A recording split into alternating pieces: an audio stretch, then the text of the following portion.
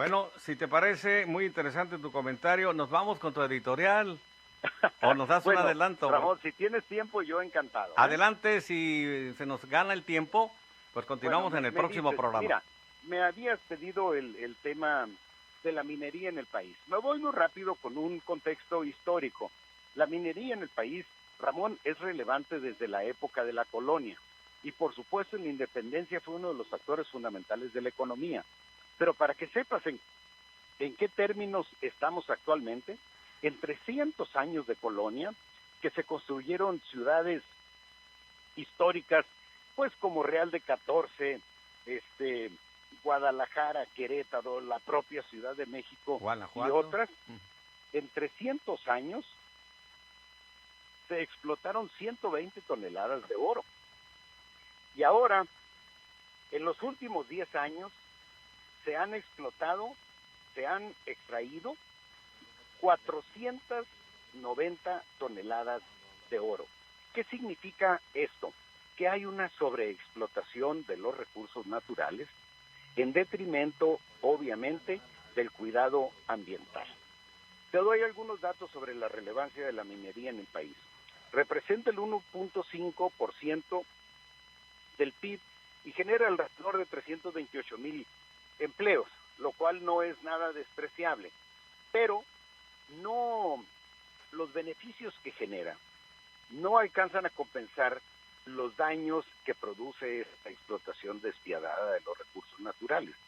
Te pongo un caso. En San José del Progreso,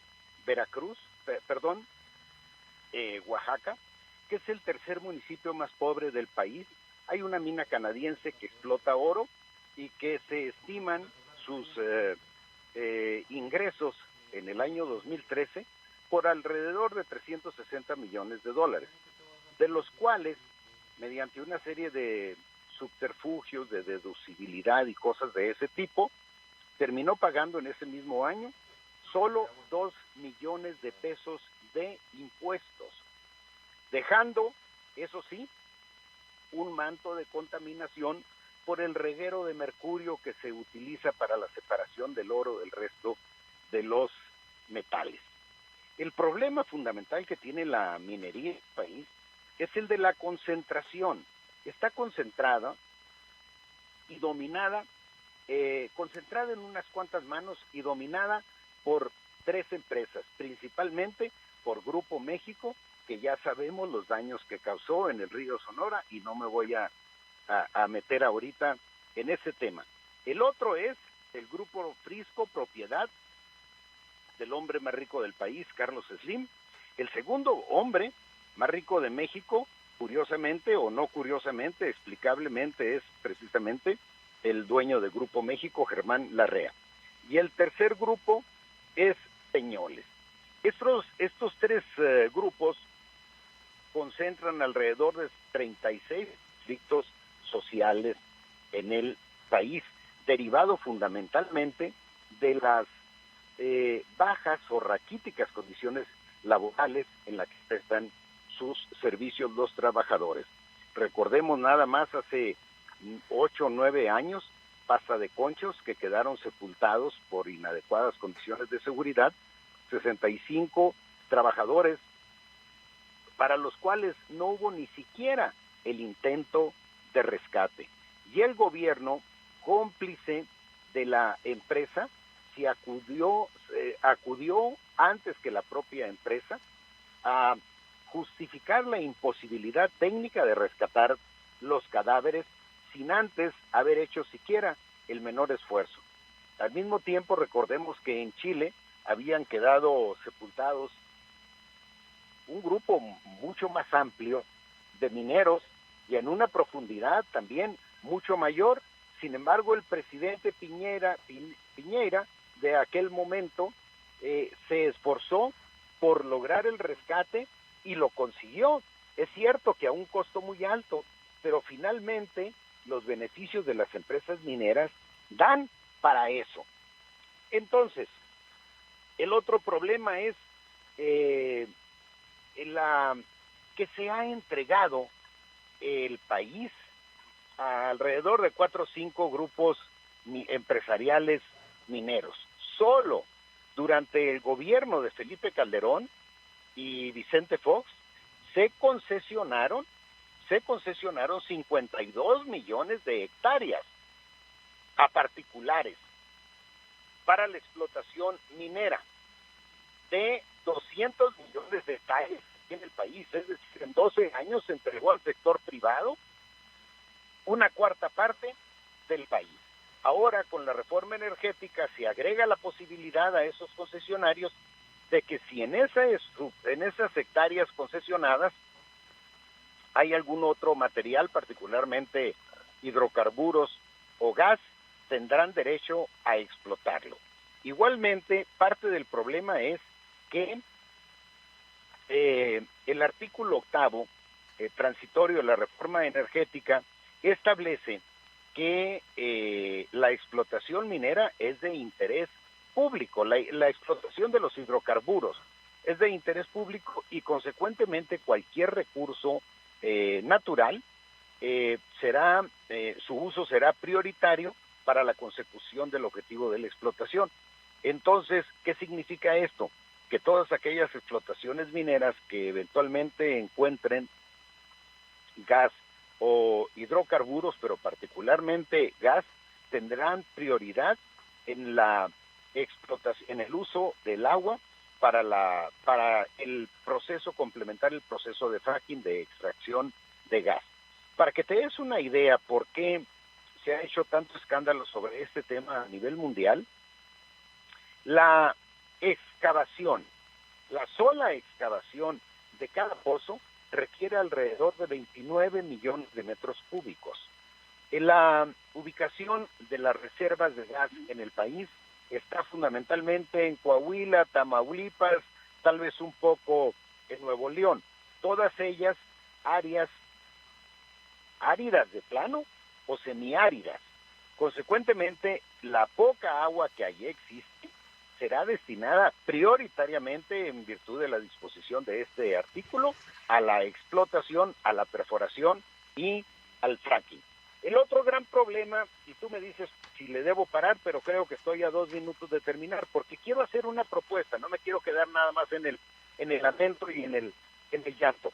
El otro gran problema es que en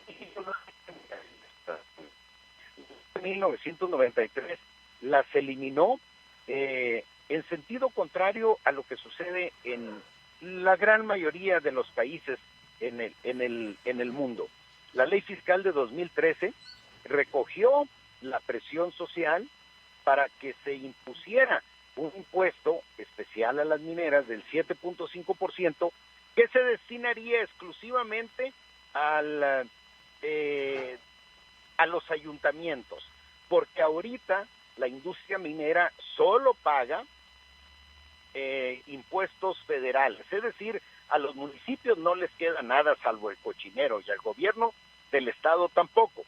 Después de esta ley, 12, 13 grupos mineros se ampararon, perdieron el recurso, pero encontraron la forma de darle la vuelta a este impuesto.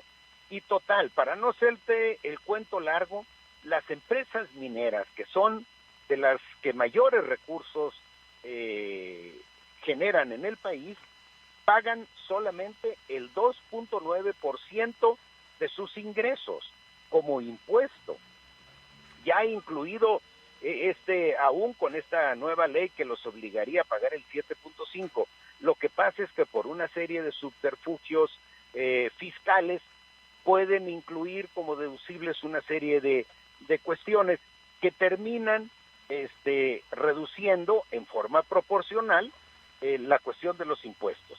El asunto es, la gravedad es que solo pagan el 2.9% de sus ingresos cuando yo pago el 35%, tú igualmente, y lo que menos paga un mexicano en impuestos es el IVA, que es del 16%.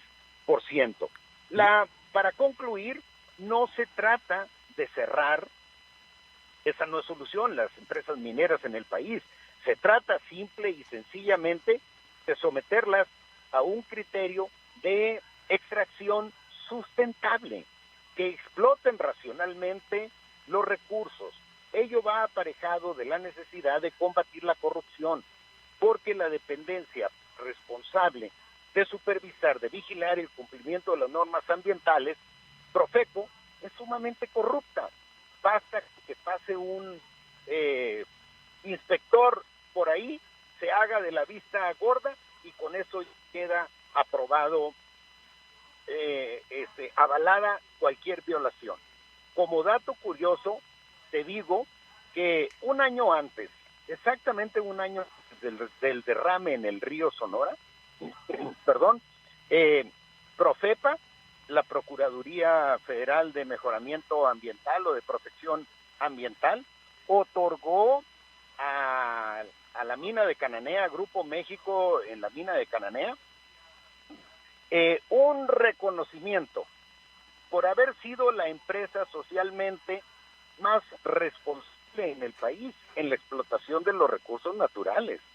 Fíjate nada más, qué ironías de la vida, que un año después viene el derrame del río Sonora y la presión social obliga a actuar a la Profepa, van y hacen una investigación y de los 10 procedimientos de declaraciones o manifestaciones de impacto ambiental que tenían aprobadas, violaban 8, es decir, el 80%. Y aún así había sido reconocida como la empresa socialmente más responsable en el manejo de la explotación ambiental. Creo que combatiendo la corrupción es una, creo que imponiendo mayor rigor en los términos de las concesiones para la explotación minera es un segundo punto.